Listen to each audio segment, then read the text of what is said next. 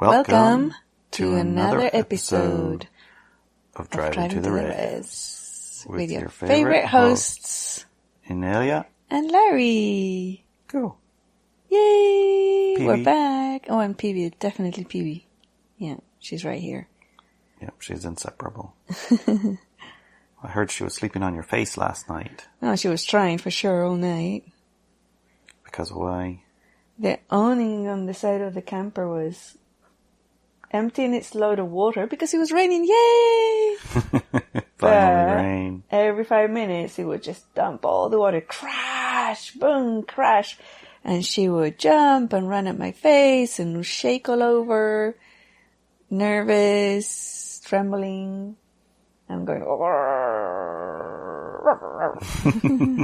She has the cutest little growl. Yeah. Well, you're safe from falling water. She'll protect well. I think you needed to do the protecting. I had to do the protecting, had to get up and first of all let her out because also she didn't go restroom before she went to bed. Forgot to take her out. And then, so she needed that first. And then I pulled the awning in. I had to find the button. Mm-hmm. Yeah, it's not where you expected, is it? No, it's by the stairs, which is weird. Mm-hmm. But anyways, I found it and pulled it in and then we were able to get some sleep. However, when we were doing all that, Theodora decided to arrive, like soaking wet. Soaking wet, yep. And she jumped on the bed and started pawing and purring and getting attention. I think she must have been hungry or something. And then Peewee was trying to get Theodora, our cat, off of me. And Theodora wasn't paying any attention. She was pushing harder. Yeah. Took quite the night. Yeah. And I went on all night, so I didn't get much sleep last night. How do you feel this morning? Tired.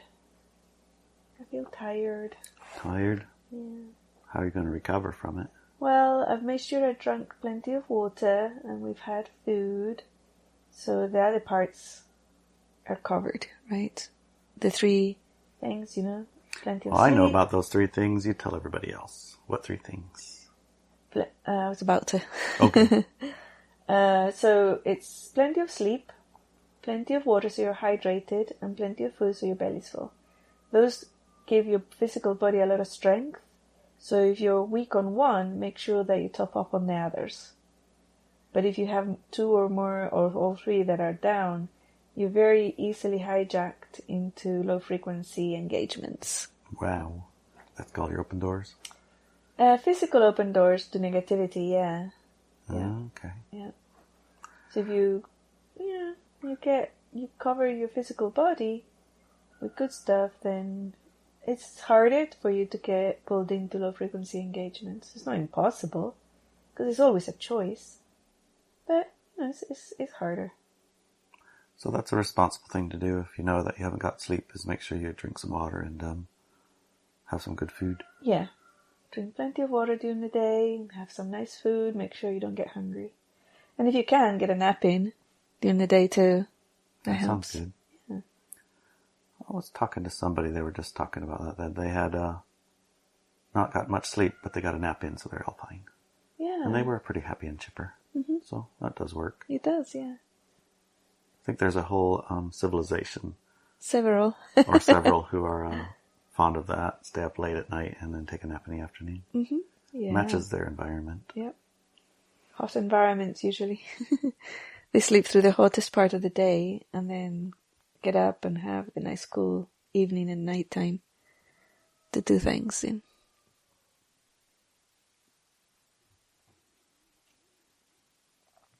Anything else on your mind?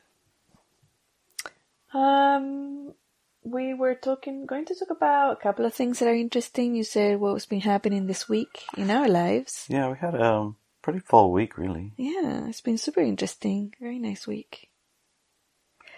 I think it started with the Sunday brunch at our community land.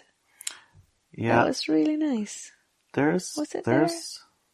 Our Sunday brunch was here at the Shan Oh, Shack. It was, yeah. But then we went over there. But That's then we right. went to Yeah, there. Yeah. So it does turn out to be an important thing to at least once a week gather with your tribe. Yeah, have totally. a meal, Physically meet and have a meal and have a hangout and have a high frequency and connection. Yeah, totally. Be there with each other, for each other, around each other. Maybe do a meditation. We'd never do, but I think once or twice we did in the past. Once or twice we did. Yeah. Some form of a gathering. Yeah. That's regular and scheduled. Keeps you connected, keeps you in tune with each other, right? Right, because otherwise lone wolves will have a tendency to say, yep, I'm part of this great group, but The last time I saw them was a year ago. 6 months ago or so, but I really like them. Yes, it is a tendency for sure. So we had our Sunday and went to our Fossil Beach and found, you found almost a whole lobster claw, didn't you? Yeah. Stuck in a rock. And I found 2 billion-year-old lobster claw. 2 billion-year lobster claw, and I found a giant clam stuck in the rock, so it still has the rock. It's still got the rock really attached to it. Yeah. I like that quite a lot. And Brett's swinging in the hammock 1,000 feet above the ocean. Yeah. Says, okay guys, go to the beach, but don't stay out after dark. Yes, he did. I'll stay up here and swing. You guys go collect rocks, but how long are you going to be? 7 hours? 8 hours? And we were too. Yeah. I don't know if we call that a good start of the week or a good end of the week. What do you call it? Sunday, I suppose, traditionally in the Western mind is the end of the week. So that was a good end of the week. Yeah, but the way that I was seeing it was the start of the week. Yeah, me too. So that was cool. I think our next thing for the week, besides a couple of days off, what did we do on our days off? Worked. We did a lot of planting of trees and taking care of flowers and stuff like that. Oh, you made a magic trellis, remember? Oh, yeah. Next to the wood pile. Yeah, so bought some jasmine plants online. They arrived quite a while ago, and they were suffering a bit in their little tubs because we hadn't planted them out yet. And then the other day we decided, okay, it's time. And for the trellis, we picked up some branches that have fallen off trees during the winter that were cut up into smaller pieces of alder trees, right? Yeah, there were alder and there was some other kind of tree. I don't know what it's even called. Oh, yeah, the other one it's is really a pine or something. Yeah, maybe a pine. I don't know if it was a pine. It's the one that, the 3 of them, that one of them fell down. Yeah. And we made a little kind of 3 or 4 sticks sticking out each on each. 3 stick trellis next to the thing, and then we grabbed our box full of, we must have 10,000 rocks. Yeah, pretty fossils and rocks. Fossil rocks and shells and whatnots. And you had Brett and I give us a string and said, all right, tie some dingly bits. Yep, we tied together shells and stones and stick them on the fossils onto strings and then hung them from the sticks. And it's just like a little magical spot. It is. It's super magical now. Super nice. It looks gorgeous. It really looks great. Mm-hmm. Yeah. And then we had homeschooling on how to build a chicken-proof fence. Yes. So I guess our homeschool for Brett was magical trellis and chicken fencing. Yes, chicken fencing. Transplanting. Trees. Or plants. Plants, yeah. He's really good at digging holes now. Yeah. If you ask him, let's go plant something, he says, okay, where do you want the hole? Yeah. Yeah. And how big and deep? How deep? How big? Yeah. So you planted a couple of trees too, didn't you? Yep. Pomegranate trees are guaranteed to fruit in Alaska during the snowstorms. Well, so we're hoping the best. We'll see. Also a white oak. Yes. That was another story. Our roomie here, I think it was an old owl, decided to exit the planet and come and live at the shaman shack forever, so got in front of our roomie's car. Yeah, that was quite traumatic for him. Dramatic. So we did ceremony, harvested the wings and tail, and then put him to rest in the back on the shaman shack where we have our power animals. And we decided on a white oak on it to generate and to expand the energies of the owl medicine. Owl medicine, yeah. Yeah, so that was interesting. Yeah, then we had magic in food. Yes. Yeah. So in our private students are learning mysticism, and the class this week was how to create a magical meal, as in a spell-filled meal.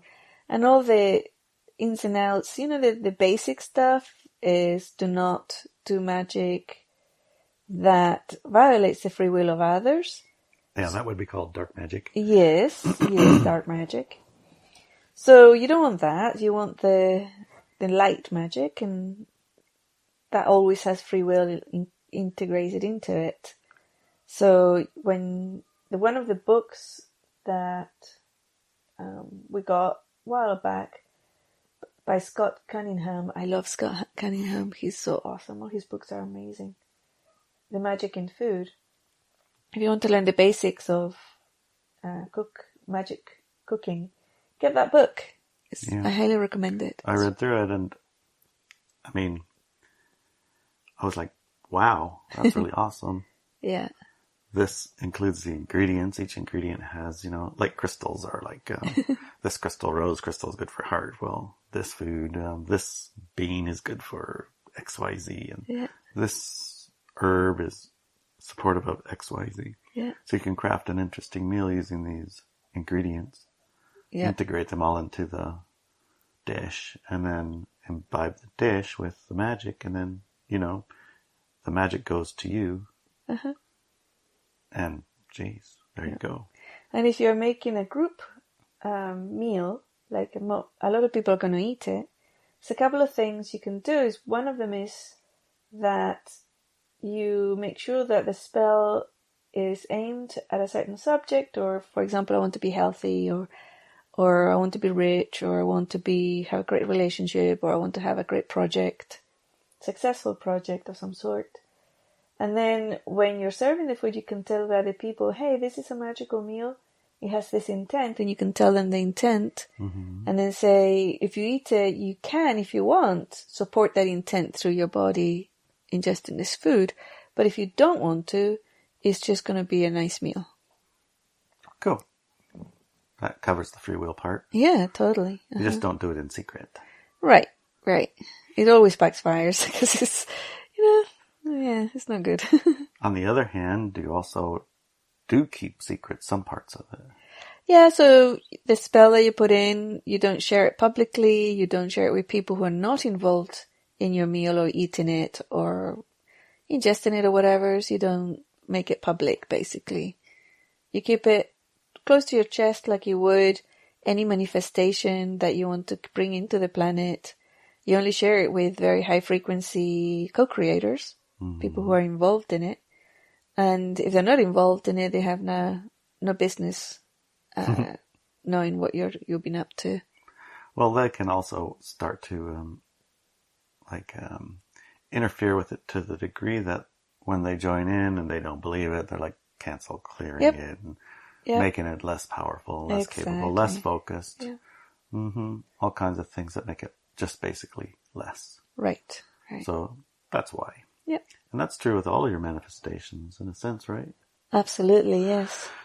You don't go blabbing about, hey, I want this beautiful blah, blah, blah to someone who hates you so much. They're like, you don't deserve it, and I don't think you get it, and I don't want you to have it.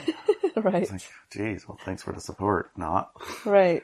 On the other hand, there are people in the world who do support you and love you and are, I guess.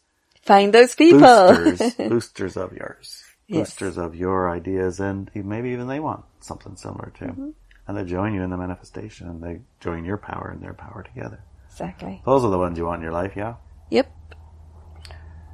And sometimes those are the ones that you want in your life. Does that include the ones that are not living still? the other side can be supportive, but they cannot affect the physical reality unless they go into somebody's body or into their energy field and manipulate it, which is, I don't think is a positive thing, personally speaking. Some years back, I jokingly said to somebody, I was telling them that I was going to do an event, right? Mm-hmm. And she said, she's an old girl of mystic, and she said, well, if you I find that my events, they don't get very full, but if all these people who are like mediums who, or channelers who, get possessed, they get lots and lots of crowds, thousands upon thousands, even millions go to their places throughout the year to their events. And I said, oh, okay then, so I'll just become a channeler and a medium then, right? And I was just joking, I wasn't serious. And she said, no, don't do it. It's totally not worth it. And I said, what do you mean? She says, well, if you look at each and every one of those people, they're always sick. And eventually they die very young. So don't do it. Like, oh, that's interesting. That must be like a program or something. So I started looking at it. And I found that it's not 100% true, because some of them that stay high frequency and in control of their physical body do pretty well with the channeling. But yeah, they were like the great majority would either be bringing in misinformation, but also they were sickly, they were like always with flus and colds and this and the other. I thought that's really fascinating, and I thought, well, my physical body wasn't the strongest at the time. It's way stronger now. Mm-hmm. But so yeah, no, I was only joking, but yeah, I wouldn't even consider it. And so in that way, say like a spirit can affect an individual, especially people who drink alcohol. You can be guaranteed if a person's drinking a glass of wine or a kind of beer, there's a spirit or 1,000 around them trying to push in. And as soon as that goes into the body, it's over. They do. And they can affect you. It's like, people talk about it. They do affect your mood, and your mood and your emotions are kind of brick and mortars of your manifestation. Yeah. So if you have a high frequency entourage of non-physical support, doesn't that support your emotion? Yes. Yeah. They can support you, but you're in control, right? So your entourage, your non-physical entourage can support you, but you are always in control. And they can't really affect you without your conscious agreement. So if you get guidance saying, you should plant that tree right now, otherwise it's going to die, then you plant it, right? How about your low frequency entourage? Exactly. So if they say, you should go down the street and shoot everybody, that's a low frequency entourage. I remember somebody said to me, or go down the street and buy some beer. Yes, that's a low frequency entourage too. I remember once a lady asked me, how do I tell the difference? I hear voices, she said, but how do I tell the difference between being psychotic, and psychotic to me would mean that they're possessed by low frequency entities, or this is my guides and angels high frequency entourage. And I said, well, are they telling you to harm yourself or others? She said, oh, no, never, no. Okay, then it's your high frequency entourage, because guaranteed the low frequency one, it's going to be guiding you to harm yourself or others, including, going down to get some beer or whiskey or whatever. Yeah. Or drugs. As the country song said, friends in low places. Yeah. Yeah, so it's very clear. So in that way, the unconscious low frequency ones can affect the physical universe through a person via possession. The high-frequency entourage can affect the physical universe through support of the person's intense, high-frequency intents of manifestation and life. And then the higher self part comes in, because I hear it so many times, well, my higher self decided I'm going to have these experiences or something. Mm-hmm. or the higher self made the ultimate choice, or something like that. But what can you clear that part up? I think we talked about that a little bit, a couple of times now. But when you think about a low frequency guide or a high frequency guide, you think about non-physical entities and entourages and things like that, and higher selves. Yeah. One of the red flags when a person speaks about their higher self is when they speak about it in the third person. Yeah, exactly. My higher self choice, or my higher self told me to do this and the other. And it's a vocabulary we use in the West, and it was fine. I was using it until I realized, wait, they really think that this is a third person. Their higher self is something else, or someone else, or like a god or something. Not them higher person. Even though the word says self in it, it wasn't absolutely clear to them that it's self. So now I explain it in a different way, and I say your broader consciousness, aka higher self. Your broader consciousness, your broader consciousness, expanded awareness. With some expanded awareness. Yeah, your expanded awareness, broader consciousness, aka higher self. You. Yeah. Because you I know, it's so bizarre because I thought it was clear. I thought it was clear with the word self in it. I thought it was obvious, but no, it isn't. It is not obvious, trust me. No, it isn't. No. The higher self is another person who knows better than you, lower self, what to do, or is the boss of your lower self. But it's actually the carrier outer of the choices. Well, not really. The carrier outer of the choices. I don't think that's the right word. Mm-hmm. What I mean is that the decisions that you've made to have as experiences, the higher self, and you corral yourself to keep you in where you've chosen to have experiences of. Yeah. To keep the experience current to what you've chosen to have. Yeah. So when you make the choice at whatever level you make it, and it aligns with, the experience you want to have, right? And tie it up with the other bit that we just spoke about. Guaranteed, if you're drinking alcohol, it's not your little self or your higher self that's in charge of your life. Guaranteed. It's another self. That's a third self. That's a third self that ain't your higher self. Yes, that's a different entity completely. Yeah. Well, the mechanisms of it are interesting to talk about, but the basic start of it was get some good rest, good food, good water, and then have a good life. Yeah. Have the experiences you want to Stay have. away from drugs and alcohol. I guess. That part. Yeah. And then keep your entourage clear and high frequency, and your co-creators clear and high frequency. Mm-hmm. Then you can have a fabulous life. Fabulous life. Yeah. If a fabulous life is what you're after. Yes. What about those who are after, the other stuff? Like they can drink alcohol, watch TV all day, get full of fearful news, ingest it all day long, take drugs and other low frequency so-called medications, self-medicate, and boom. They can be the victims of all kind of drama. Yeah, totally. They can do it they have to work at it. They have to do all those things. All right. But they manage it. Wow. I mean, when you put it like that, it's so clear and so obvious, right? Yeah. And that's how clear and obvious it actually is. Yeah, totally. Yeah. But then we like to put in these little gray areas. Yes, but it's like my only pleasure in life is one glass of wine I have only with meals. Right? Does that not count or what? What do you mean does not count for what? For inviting in low frequency. Of course, it's alcohol. It's gonna bring in an entity. Why does alcohol? They call it spirits for a reason. Is it because alcohol alters your frequency, alters your level of awareness, or what is it specifically about alcohol that invites in that type of experience? I mean,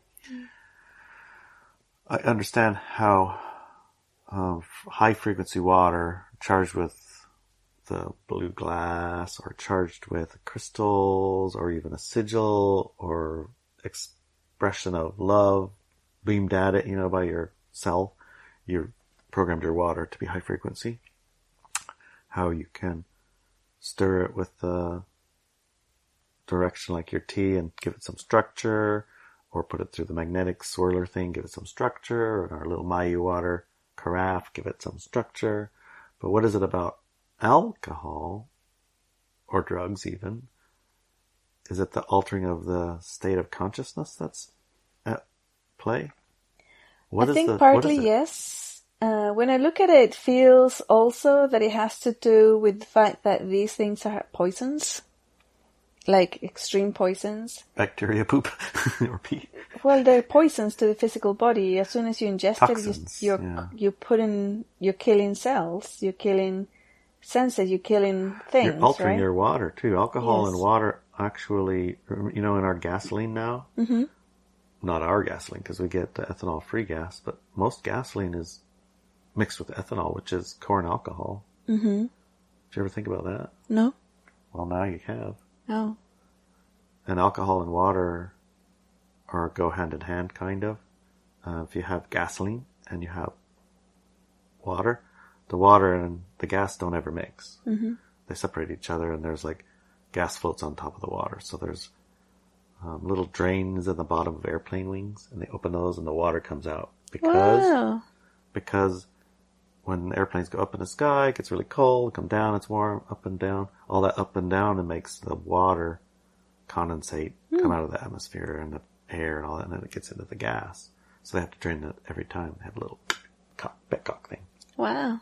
So in your car, same thing's happening. And if you notice in our chainsaws and our lawnmowers and our machines like that, if we don't run them, they stop working very good. And that's because the water gets in the gas, gets in the carburetor, and in that little water, algae grows and things like that. And then it clogs up all the little stuff that the gas is supposed to come out of, and then you try and go and nothing happens. So we use gas that doesn't have the ethanol in it. But ethanol is alcohol. Alcohol mixes with and absorbs the water in gas. So it mixes with gas and it mixes with water. So it incorporates the water in the gas, but it also kind of attracts it.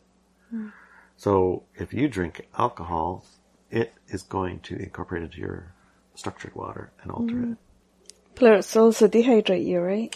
It takes the water out of you. That's basically dehydrating, because structured water is the water that sticks in your body. That's what your cell walls and things are made of. Yeah.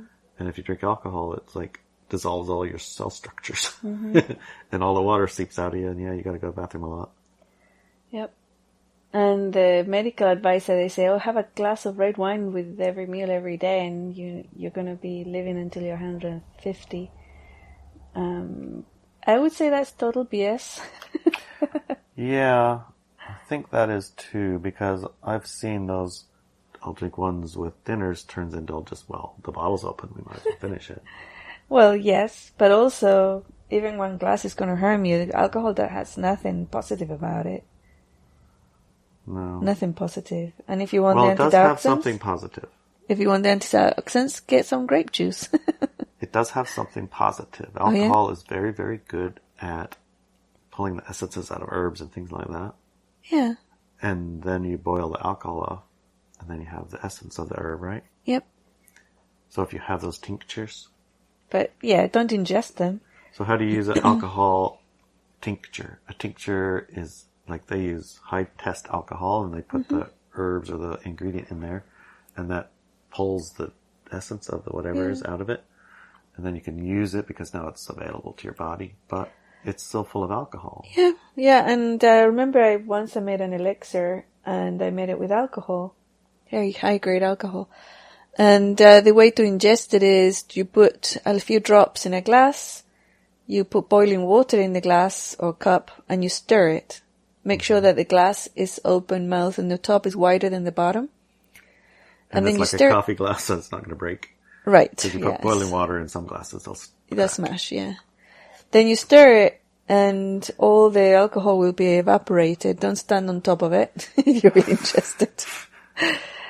Stir it really well, and all the alcohol will be gone. Let it cool down, and then drink it. Or give it to your baby, or whatever it is that you need to. Yeah, I've seen and we have some mushroom tinctures we got sent to the shaman shack. And that would be how we use those. Get some boiling hot water, drip the alcohol drops of the mushroom tinctures in there, stir it, the alcohol evaporates. For some reason, when it's hot, it evaporates. It doesn't like absorb into the water. But anyway, that's gone. Because alcohol's boiling point temperature is way lower than water. Mm-hmm. So basically, when you put boiling water in there, it evaporates all the alcohol and the water stays. Excellent.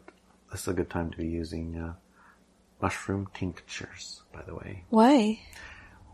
Well, because they support your body.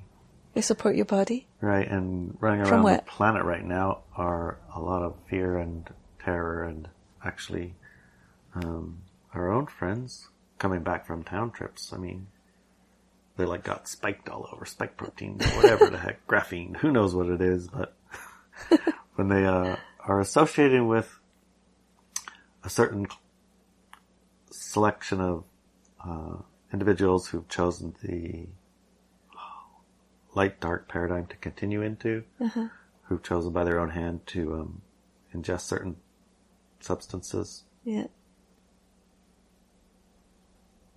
They seem to be like, I don't know. They impact you. Yeah, they do.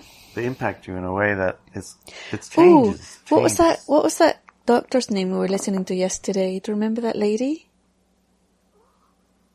The one that's changing. That used to work in Pfizer or something like that, and she found all the graphene stuff. Yeah, all the data and. Oh, she's yeah. Can't remember her name. Is she a doctor? I think she was a doctor. Is she? Well, no, what she was. Well, I don't believe that she was a doctor, but she has a business, a company. And her company evaluates each medicines. Mm-hmm.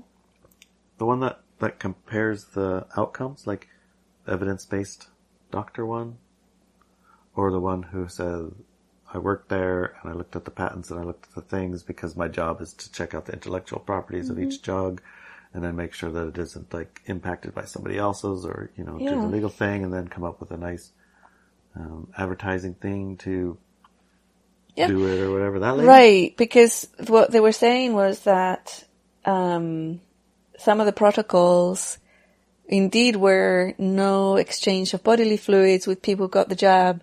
Yeah. And if they did, they had to report it and stay away from pregnant women. If you're getting if you're in the test group for the jab thing on the trial, second, third trial, whichever one it is, I think it's first trial, you weren't allowed to be in contact with anybody physically. And if you were, you had to report it, and definitely not allowed to be in contact with anybody who was pregnant. I know. Because you were shedding. Yeah. And they knew that the shedding was a thing, and that there was a problem, they didn't want that to be in their trial as a reported issue. Exactly, So they made sure that you didn't. Yeah. And if you did, then you would get kicked out of the trial. Yeah. And they took everyone in the trial who was the control and gave them it as well. So there is no control anymore. So all of the effects are hidden because there's no control, of course. So it's not like when we talk about shedding, it's like a theory or whatever. It's, no, it's not. It's part of the official documentation. They know that it happens, and they know. But like everything else, it's like that. So we're talking about the health issues around that, right? Right. So to support your body through it, for whatever reason it does it, and it isn't a contagion thing, but it's an exposure to a toxin thing. Toxic. Your body. Wait. But if you do exchange bodily fluids with this person, would that be a contagion? Or a toxin? Contagion is traditionally thought of as little squigglies that you pass out of your body into somebody else's body, live organisms and things. Yeah, okay. So if you had, let's say I went outside and I went and painted the bottom of the boat, and I got lead and arsenic and copper and fumes. There's fumes from particles. The paint and all that particles from the I would dusting get sick all for over a week. my body. All over my body, and then I came and give you a big hug. Yeah, there's sick. no bacterias on there, there's no viruses on there, there's no none of that. It's just toxins that you are sensitive to. Yes, that highly sensitive. I'm maybe less sensitive to. Yeah. Or more. It depends on the thing. But basically, that's what it is. Mm-hmm. Some form of toxin. Yeah. It's toxic to you, and some people are more sensitive than others to it. So the way to handle it is to have your body capable of flushing the toxins. And your body flushes toxins through the normal routes of things going out. Right. Sweat, you breathe pee. it, you sweat it, you pee or poop it. Or in the case of where those things don't get enough of it out, your liver gets it out, your kidneys gets it out. It needs to be excreted. So things that support the excretion process are these wonderful mushrooms, vitamin D somehow, vitamin C somehow. ADK. Good water, vitamin ADK. And this is not medical advice. This is all over the internet. Yeah, this is just... What? Go and have a look at Dr. Cohen's work. Dr. Cohen has been sharing information like this and a lot of other doctors as well. Lots of other doctors. Mm-hmm. Right. So, avoid the toxins by supporting your body, its ability to flush the toxins. Oh, and that was the red light sauna. That yes. Also helped. Yeah. Because most of us nowadays, well, I don't know about most of us, but many of us nowadays don't actually work to sweat. We don't exert ourselves until we actually get to sweating. That's true. So the ultraviolet light. So what about exercise then? Infrared light. Exercise to get on, Oh yeah, get yourself a bike and head on down the road. Yeah. But not an electric bike, don't count. Yeah. Okay, not electric bikes. Pedal till you sweat it. Okay, that sounds good. Yeah, and you can do projects like building project.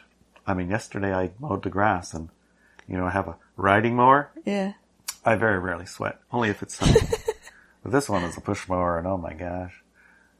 I was sweating like, oh my gosh, I sweat. Because I had about an acre of grass and weeds and bushes over stony rocks on our on the res. Yeah. We had to mow it or else, I'm kind of trying to build up a layer of biological humus type trimmings and things so that the grass seeds that are laid all over the place will actually sprout into grasses. Mm-hmm. And it's working. But it takes the work and it feels good when you're done and you did a little bit of sweat. Yeah. Which brings me to another project. We have a lot of projects to keep ourselves busy.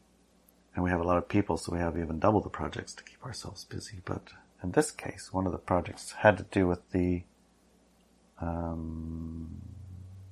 it had to do with mirror magic, remember? Yes, mirror magic and also contacting the departed. And also having a look-see, all the entities in your entourage, really. It helps with that too. And I bet you we can probably even contact our Lemurian friends.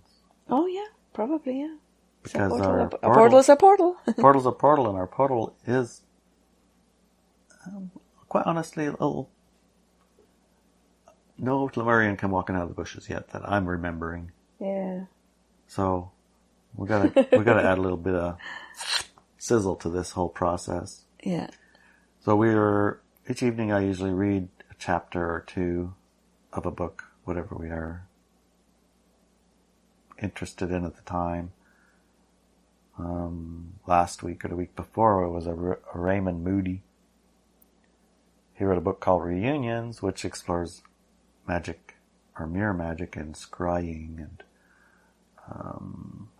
crystals and contacting departed loved ones. And in his specific focus, he specifically focuses on afterlife, I think. Yeah, afterlife and mirror magic.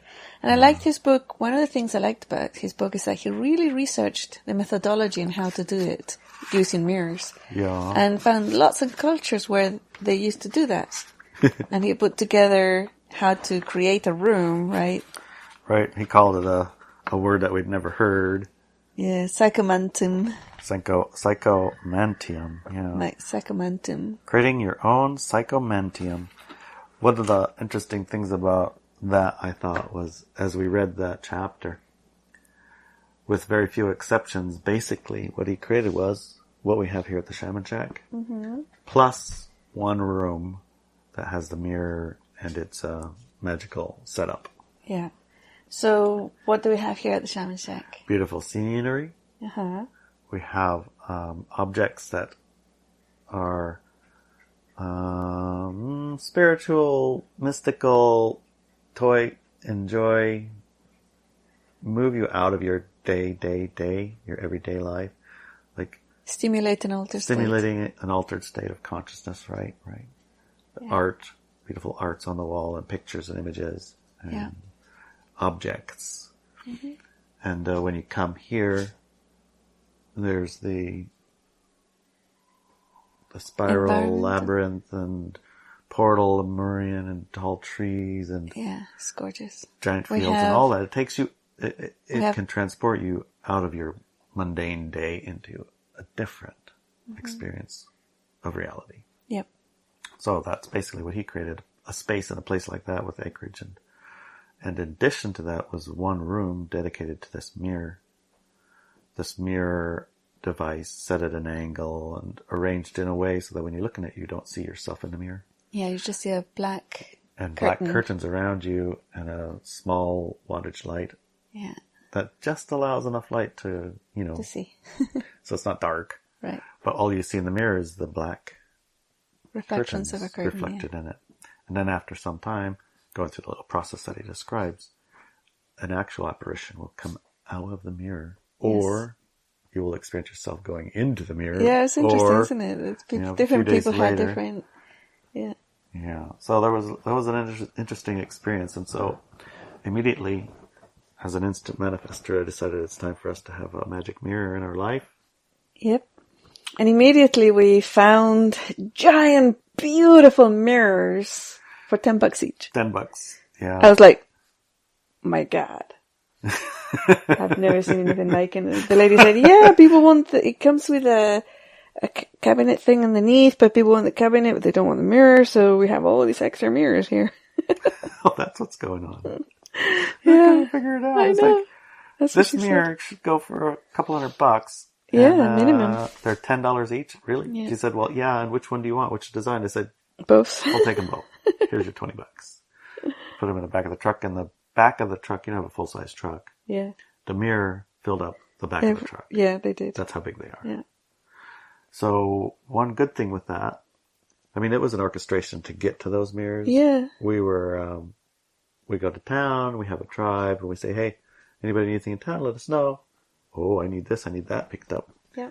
So that's how we ended up at that's a cool furniture store.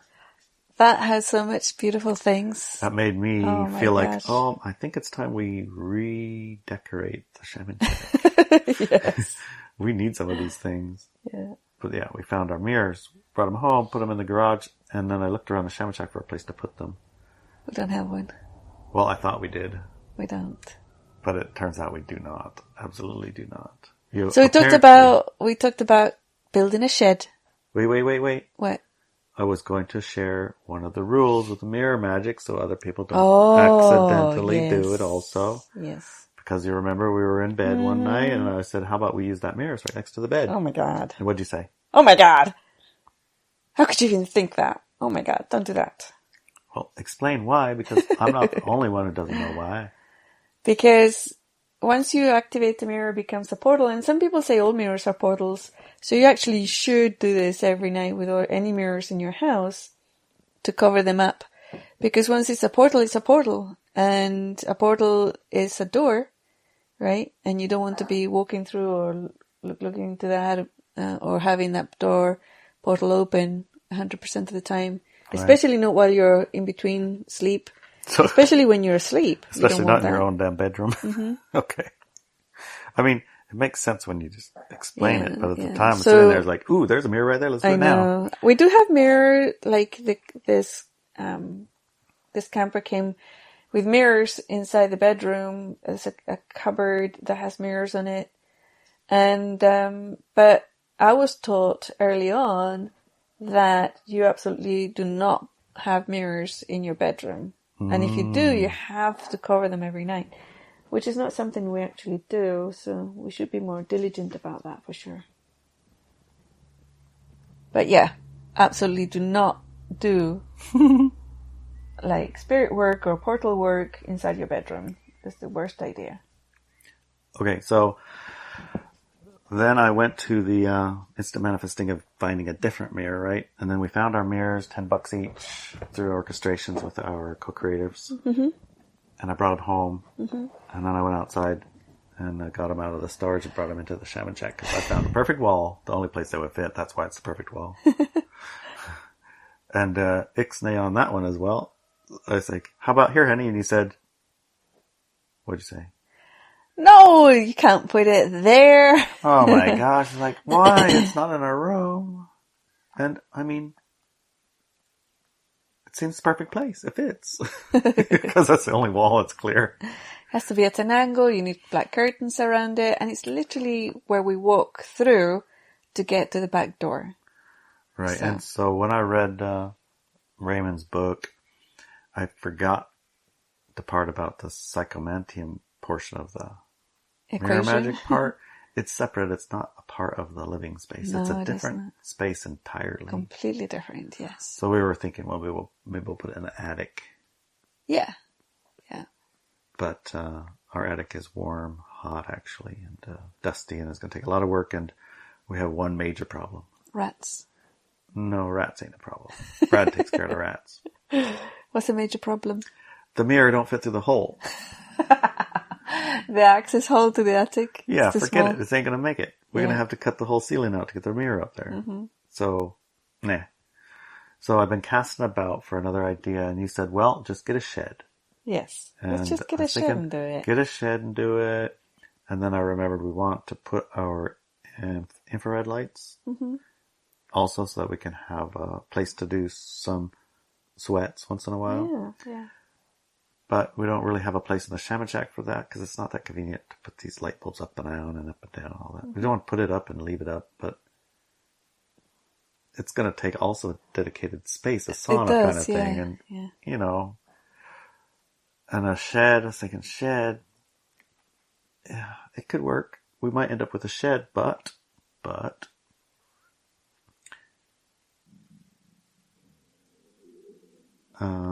can't remember exactly where the inspiration came in. So, at the Inelia Benz chat in Telegram. Yeah, I was in Telegram for sure. Yeah. Somebody posted. Oh, yes, something about mud homes. Yes, right? mud homes. And I remember when I looked at the mud homes, they had all these organic shapes. Beautiful, and they're like indescribably childlike, perfect. Gaia hut. I mean, just every bit about it, just like perfect. It is. Yeah, and one of our friends on that chat, Inelia, I don't know how to actually say her name. Inelia. Okay. She actually wrote the book on him. She wrote the book on him. Mud Witch and Dirt Witch, Mud Ball. She has a website, themudhome.com. Yeah. You can go there and take a look at some of the pictures. Yeah, just go check it out. She moved to Turkey and she built her own mud home there. And she shared some of her books with us. Thank you very much. She did. Thank you. So we're going to look at those, and I think we've located a site, and we're going to build a mud home Psychomanteum. / infrared sauna. Yes. It has 2 rooms in it. One is the Psychomanteum and the other one is the sauna. Yeah, I think if you face one way, you're going to get sauna, and you face the other way, you're going to get mirror. Okay. And because it's a mud home, and we haven't done this before, and you know, we're going to build small to start. Yeah, it's going to be small. And I think that the lights... And she said this rainy, be living in the rainy forest, it was okay to just build so long a mud. You pick the right roof. The right roof and the right mud? Well, the mud is irrelevant. I mean, not irrelevant. I don't know. I'm no expert yet. Mm-hmm. But the mud is, you know, one of the nice things clays around here. One of the nice things about Fossil Beach is that is the perfect dirt. Yeah, it is. It's mud. It's clay. There's a mine for that dirt right next to us. Yeah, that's closed now, but absolutely the perfect part. Now, the other part, I think it needs some clay. I mean, some straw or something. I don't know. I haven't read the book yet. Okay. But the shapes and the sculpturing of the building. Oh my gosh. You have to go to that website. What was the website again? Themudhome.com. Themudhome.com. Yep. Yeah. That sounds good. So that's where our Psychomanteum is going to be. Psychomanteum is going to be. And then I'm planning on meeting some Lemurians. Atulia Bingham. Yeah. I'm planning on meeting some Lemurians in that mirror. Sweet. And I think the sauna lights, actually, if I just turn one on, it'll be the perfect light. Because it's that frequency light. True. Yes. And somehow it might be good if we can make the mud dark black. Dark is like dark. Yes. I don't know what. Yeah. Maybe put charcoal in it. Ooh. I like that idea. And charcoal is one of those things that takes toxins out of your body. Indeed it does. So it matches both. Mm-hmm. Okay. So I'm excited. Those are the kind of projects we're doing. Yes. This is the week that we had. This is the week that we had. I hope everyone else has had an equally interesting, inspiring week. Yes. And if not, maybe join Walk With Me Now or Talk With Me Now and find your tribe. Absolutely, yeah. Join and share in these kind of projects. Build your own psychomanteums and mud houses and magic dinners. And go to ineliabenz.com for all the tools and information. Hundreds of articles full of information there. It's a treasure load. And go to ibensacademy.com for the Instant Manifestation Workshop. The Lone Wolf version still available, I think. It might not be, actually. I don't know. I don't think it is, actually. No. I think that Lone Wolf version would not. I don't think that will work. It might be. I think I saw an ad for it. Every week we have 2 or 3 that's or 4 why we're encouraging people to do it live, because it's the people, so man. Incredible. It's amazing. It's so freaking amazing. It's so important that the facilitators are involved in the process. Absolutely. Because if you didn't have that, Jesus. I don't think you would be able to make it happen. Yeah. Maybe 1 or 2 Maybe people. there's a waiting list they can get on. Maybe there's a waiting list. I don't know. Talk to Benz girls. Yes. And Walk With Me Now, obviously, is where we all hang out. And all sorts of interesting things happen there. We also have es.ineliabenz.com for Spanish speakers. Oh, the Spanish thing. You do that once a week, don't you? Yeah, we have a broadcast on brand YouTube, live broadcast once a week with the Spanish team. And, yeah. Can you say that part in Spanish? Like, oh my gosh. Give me like 30 seconds. I don't have a group of Spanish people to tap into. Hola, ¿cómo estás? Okay, thank you. Can you give like 30 seconds of introduction into the Spanish speaking part of it, so that maybe you can even have a little clip so the Spanish people can even find it? Yes, exciting stuff, right? The Spanish team, but also at Walk With Me Now, we have a French learning group, and it's so much fun. We laugh so much. A whole bunch of us learning French and a whole bunch of French speakers teaching us. And we have the lead teacher, Julian, who teaches us at least 5 to 15. The first 5 to 15 minutes is something sexy. Yeah. And I have to practice on Larry. I have to practice on Larry. So you have beautiful eyes, and you have to say it with the right energy. So he teaches us how to say it with the right energy. Give it a go, honey. I can't remember the French words. Oh my gosh. Sorry. But you gotta go back to class. Yes, I have to go back and review that class. And then we're also learning through all the tools that, like the fear processing exercise, the firewalls exercise, and some of the articles we're learning by doing each sentence and speaking it, translating it, and learning the words in it. So a great team, great team. And I couldn't speak a word of French. Maybe one. Oui. Oui. And excusez-moi. So that's 3. Bonjour, mon ami. No, I didn't know those. You don't know that one? I didn't. I do know. I do now. Oh, good. But so super, super cool. And I'm trying to psychically encourage the German, individuals to have one too, so we can learn German. What about Swiss? It's like, or Swiss German? Guten Tag. Right. And bonjour would be the French. And, buenos dias. Oh, it's buenos dias. Buenos dias would be the Spanish one.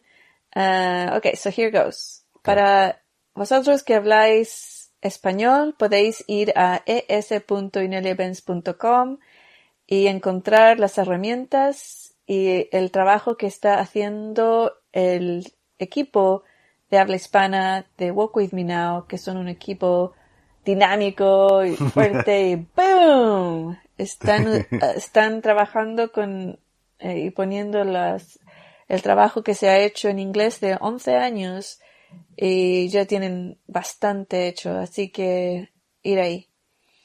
In French, I have no idea how to say it.